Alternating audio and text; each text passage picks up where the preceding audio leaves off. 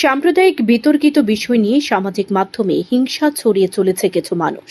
মাঠে ময়দানে নেমে অভিযুক্তদের দিকে সরাসরি আঙুল তুলছে সাধারণ মানুষ। এই বিতর্কিত পোস্টগুলো অবিলম্বে বন্ধ করে অভিযুক্তদের গ্রেপ্তার করার জন্য দাবি করছে তারা। শুক্রবার রাজ্যের বিভিন্ন স্থান থেকে বিতর্কিত পোস্টের জন্য গ্রেপ্তার হয় একাধিক অভিযুক্ত। এদিন রাতের বেলা আবার ধর্মনগরে আবারও এক অভিযুক্ত গ্রেপ্তার হয়েছে। এ বিষয়ে ধর্মনগর থানার পুলিশ জানায়, শুক্রবার সন্ধ্যায় তাদের কাছে একটি মামলা দায়ের করা হয় এক অবসরপ্রাপ্ত শিক্ষকের বিরুদ্ধে। অভিযুক্ত শিক্ষক সজল চক্রবর্তী সামাজিক মাধ্যমে বিতর্কিত মন্তব্য পোস্ট করেছেন। তারপর সে অনুযায়ী তদন্তে নেমে পুলিশ অভিযুক্ত অবসরপ্রাপ্ত শিক্ষককে গ্রেপ্তার করেছে। অভিযুক্ত ব্যক্তিকে বর্তমানে জিজ্ঞাসাবাদ চালানো হয়েছে।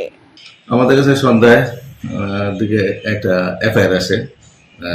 সজল চক্রবর্তী নামে একজন জেল রোডে বাড়ি, তার বিরুদ্ধে একটা এফআইআর আছে। সে ফেসবুকে কিছু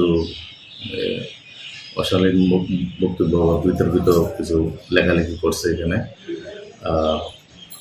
যে পেহেলগাম যে ইনসিডেন্ট এটার উপরে ভিত্তি করে তো আমরা যেহেতু এফআইআর হয়েছে এবং এফআইআর আমরা ইনভেস্টিগেশন চলছে এবং ওনাকে আমরা জিজ্ঞাসাবাদ করে নিয়ে আসছি এবং জিজ্ঞাসাবাদ চলছে,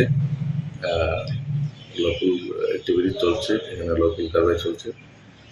আমরা দেখছি ইনভেস্টিগেশন তার মধ্যে আর কি পাওয়া যায়। এখন দেখার বিষয় অভিযুক্ত ব্যক্তির বিরুদ্ধে পুলিশ কি ব্যবস্থা গ্রহণ করে। তবে সামাজিক মাধ্যমে এই ধরনের বিতর্কিত মন্তব্যকে নিয়ে যাতে অশান্তির সৃষ্টি না হয় তার জন্য সক্রিয় রয়েছে পুলিশ প্রশাসন। শান্তন টিভি।